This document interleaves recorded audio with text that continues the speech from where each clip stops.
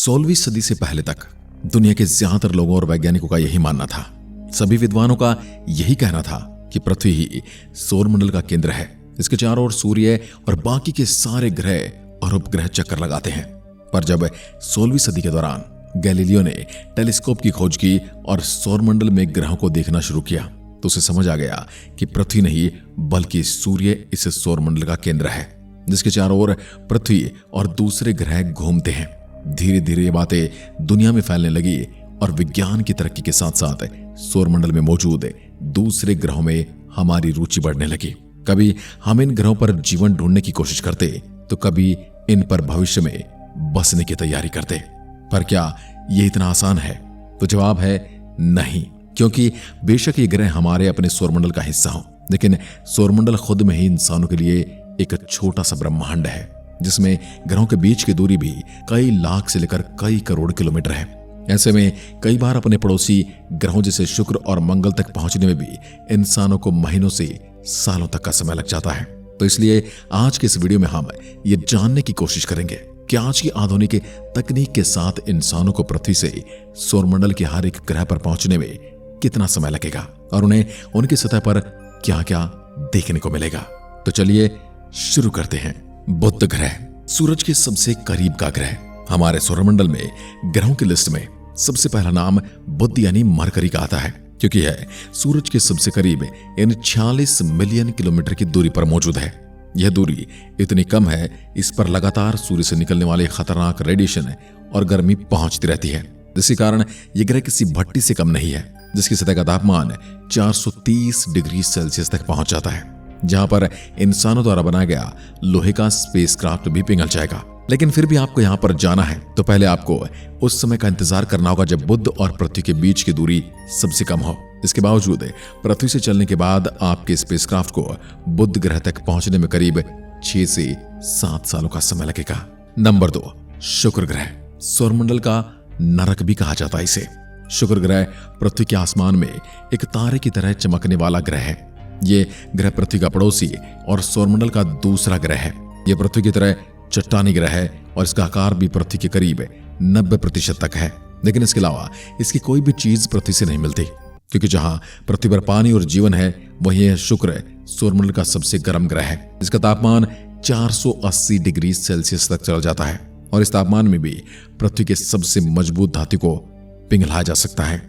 इसका एक अच्छा ऐतिहासिक उदाहरण भी है हमारे पास, क्योंकि जब 15 दिसंबर 1970 में सोवियत संघ यानी आज की रशिया ने शुक्र की सतह पर अपना पहला स्पेसक्राफ्ट वेनेरा 7 भेजा था, तब उसकी सतह पर पहुंचने के बाद कुछ ही मिनट में उस स्पेसक्राफ्ट में लगे उपकरण पिघल गए और वह स्पेसक्राफ्ट तबाह हो गया। वैसे अगर फिर भी आपको इस पर जाना है तो पृथ्वी से उड़कर आपके स्पेसक्राफ्ट को शुक्र ग्रह तक पहुंचने में 12 से 15 महीने का समय लगेगा। नंबर 3, मंगल यानी हमारा भविष्य का घर। सूरज से 228 मिलियन किलोमीटर यानी 1.5 एस्ट्रोनॉमिकल यूनिट दूर मौजूद मंगल सौरमंडल का चौथा ग्रह है, क्योंकि तीसरे नंबर पर हमारी पृथ्वी सौरमंडल में मौजूद है। मंगल शुरुआत से ही इंसानों के बीच एक महत्वपूर्ण मुद्दा बना हुआ है, क्योंकि आज भी हमें इस पर ऐसे कई सबूत देखने को मिलते हैं जो हमें बताते हैं कि आज से कई लाख साल पहले इस ग्रह पर भी पृथ्वी की तरह पानी के समुद्र मौजूद थे और शायद जीवन भी मौजूद था। लेकिन कई कारणों से आज ये ग्रह एक बंजर जमीन का टुकड़ा बनकर रह गया है। लेकिन इसके बावजूद सौरमंडल में पृथ्वी के अलावा अगर कोई ऐसा ग्रह है जहां पर भविष्य में कोई भी जीवन पनप सकता है या मानव बस्तियां बसाई जा सकती हैं, तो वह इकलौता मंगल ही है। इतना ही नहीं, बल्कि कई वैज्ञानिक तो ये भी कहते हैं कि इंसान अपने भविष्य की टेक्नोलॉजी से इस ग्रह को पृथ्वी की तरह रहने के लायक भी बना सकता है, जिसके कारण दुनिया भर की स्पेस एजेंसी लगातार मंगल पर कई रोवर और सैटेलाइट मिशन करते रहते हैं। जिसके आधार पर देखा जाए तो पृथ्वी से अगर आप अपने स्पेसक्राफ्ट को मंगल की ओर रवाना करेंगे तो आपको मंगल तक पहुंचने में करीब 7 से 9 महीने का समय लगेगा। लेकिन वह भी तब जब मंगल अपनी कक्षा में पृथ्वी के सबसे करीब से होकर गुजर रहा हो। नंबर 4, बृहस्पति, सौरमंडल का सबसे बड़ा ग्रह। जब भी बृहस्पति की बात आती है तो इसके रंग बिरंगे गैस के बादलों को नजरअंदाज करना संभव नहीं है, क्योंकि इन्हीं के कारण यह ग्रह सौरमंडल का सबसे सुंदर ग्रह भी कहा जाता है। पर इसके रंग बिरंगे बादलों को देखकर किसी धोखे में रहने की जरूरत नहीं है, क्योंकि इन बादलों में हवाओं की रफ्तार 400 किलोमीटर प्रति घंटा तक होती है। इसके अलावा बृहस्पति पर रेड स्पॉट नाम का एक तूफान भी है जो साउथ में कई सौ सालों से चल रहा है। इसका सबसे खास बात यह है कि तूफान हमारी पृथ्वी के आकार से भी 1.3 गुना बड़ा है, जिसमें हवाओं की रफ्तार 2000 किलोमीटर प्रति घंटा यानी फाइटर जेट की रफ्तार से भी ज्यादा है। यहाँ सबसे जरूरी बात यह है कि इस ग्रह के पास कोई जमीन नहीं है, क्योंकि यह पूरी तरह से गैस से बना हुआ है। लेकिन इसके बावजूद भी अगर आपको इस ग्रह पर जाना है तो सबसे आधुनिक टेक्नोलॉजी के चलते वाले स्पेसक्राफ्ट को भी पृथ्वी से सौरमंडल के 5वें ग्रह बृहस्पति तक जाने में करीब 5 से 6 सालों का समय लगेगा। वैसे हमारी सलाह तो यही होगी कि आप बृहस्पति पर जाने के बजाय इसके किसी चंद्रमा की सतह पर जाएं, क्योंकि बृहस्पति के पास ऐसे कई चंद्रमा है जहां पर ठोस सतह है। भले ही वह सतह बर्फ की बनी हो, लेकिन आप वहां उतर तो सकते हैं। और कई वैज्ञानिकों का तो यह भी कहना है कि इन बर्फ की मोटी चादरों के नीचे पानी के समुद्र भी हैं और जहां शायद जीवन भी हो। शनि ग्रह सौरमंडल का छल्लों वाला ग्रह है। सूरज से 1.4 अरब किलोमीटर दूर मौजूद सौरमंडल का छठा ग्रह शनि सौरमंडल में मेरा सबसे पसंदीदा ग्रह है, क्योंकि इसकी शान इसके शानदार छल्लों में है जो इसके केंद्र से लाखों किलोमीटर तक अंतरिक्ष में फैले हैं। वह इसकी खूबसूरती में 4 चांद लगा देते हैं। वैसे आपको बता दूं कि बृहस्पति की तरह यह भी एक गैस से बना हुआ ग्रह है जो सौरमंडल का दूसरा सबसे बड़ा ग्रह भी है। इसके अलावा इसके पास करीब 145 चंद्रमा है जो सौरमंडल में सबसे ज्यादा है, जिस पर 1997 में नासा द्वारा कैसिनी नाम का स्पेसक्राफ्ट भेजा गया था, जो करीब 7 साल बाद 2004 में इसके ऑर्बिट में पहुंचा था। और आज भी अगर आप किसी स्पेसक्राफ्ट के जरिए शनि ग्रह तक पहुंचना चाहते हैं तो आपको इतना ही समय लगेगा, क्योंकि अभी भी हमारी टेक्नोलॉजी अंतरिक्ष में सफर के लिए ज्यादा बेहतर नहीं हुई है। पर असली सवाल तो यह है कि आप यहां जाना ही क्यों चाहेंगे।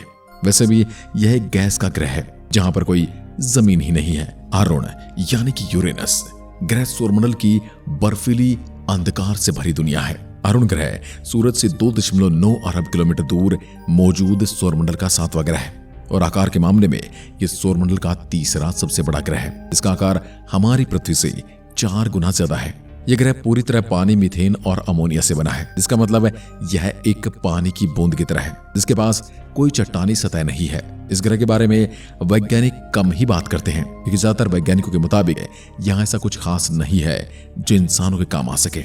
जब 1977 में वॉयेजर 2 स्पेसक्राफ्ट को अंतरिक्ष में छोड़ा गया था, तब उसे इस ग्रह तक पहुंचने में करीब 9 सालों का समय लगा था। इस आधार पर देखा जाए तो अगर हम आज भी पृथ्वी से किसी स्पेसक्राफ्ट के जरिए यहां तक जाते हैं तो हमें उतना ही समय लगेगा। पर मेरा सवाल यही है कि आप इस बर्फीले ठंडे ग्रह पर जाना क्यों चाहते हैं जहां कोई जमीन ही नहीं है। यदि फिर भी आपको जाना है तो आपकी मर्जी। नंबर 7 वरुण यानी कि नेपच्यून सौरमंडल का अंतिम ग्रह सूरज से 4.5 अरब किलोमीटर दूर यानी 30 एस्ट्रोनॉमिकल यूनिट दूर मौजूद वरुण सौरमंडल का 8वां और आखिरी ग्रह है, जिसके बाद सौरमंडल के आखिरी छोर कहे जाने वाले भाग कुइपर बेल्ट की शुरुआत हो जाती है। वरुण और सूरज के बीच की दूरी काफी ज्यादा होने के कारण इस तक सूर्य के प्रकाश को भी पहुंचने में 4 घंटे का समय लग जाता है, जबकि पृथ्वी तक सूर्य के प्रकाश को पहुंचने में केवल 8 मिनट का ही समय लगता है। इससे आप अंदाजा लगा सकते हैं कि वरुण सूरज से और पृथ्वी से कितनी ज्यादा दूरी पर मौजूद होगा। वरुण सौरमंडल के 4 सबसे बड़े ग्रहों में से एक है, जिसका आकार पृथ्वी से 4 गुना है। और अरुण ग्रह की तरह यह भी पानी, मीथेन और अमोनिया से बना है, यानी यहां भी आपको एक चट्टानी सतह देखने को नहीं मिलेगी। और ऐसे में अगर आप इस सतह पर उतरते हैं तो आप धीरे धीरे इसकी सतह में डूबते चले जाएंगे, जहां का तापमान और दबाव इतना ज्यादा है कि कुछ किलोमीटर के बाद ही आपका स्पेसक्राफ्ट पूरी तरह से कुचल दिया जाएगा। जैसा कि अभी आपने टाइटन सबमरीन को देखा कि समुद्र में नीचे जाते ही किस तरह से उसे पानी ने कुचल दिया, बिल्कुल वैसा ही हमारे स्पेसक्राफ्ट के साथ वहां पर होने वाला है। पर अगर हमें पृथ्वी से वरुण ग्रह तक जाना है तो आज की आधुनिक स्पेसक्राफ्ट को भी पृथ्वी से वरुण ग्रह तक की दूरी तय करने में करीब 12 सालों का समय लगेगा, जो सच में काफी ज्यादा है। लेकिन शायद यह समय बेकार नहीं होगा, क्योंकि इसके पास मौजूद 14 चंद्रमाओं में से ट्राइटन नाम का एक चंद्रमा ऐसा भी है जहां वैज्ञानिकों को लगता है कि इसकी सतह के नीचे जीवन मौजूद है, यानी कि जीवन की संभावनाओं से यहां भी इनकार नहीं किया जा सकता। तो अगर आप नेपच्यून पर जाते हैं तो इसके ट्राइटन चंद्रमा पर जाना सबसे अच्छा फैसला होगा, जहां आप इसकी सतह पर भी उतर पाएंगे। प्लूटो यानी सौरमंडल का एक बौना ग्रह। वैसे प्लूटो कोई ग्रह तो नहीं है, बल्कि है अलग से एक बौने ग्रहों की लिस्ट का हिस्सा है। लेकिन फिर भी वैज्ञानिकों की नजर में इस बौने ग्रह को काफी खास माना जाता है, क्योंकि 2006 से पहले तक इसे सौरमंडल का नवा ग्रह ही माना जाता था। पर इसके छोटे आकार को देखते हुए इसे ग्रहों की लिस्ट से निकाल दिया गया।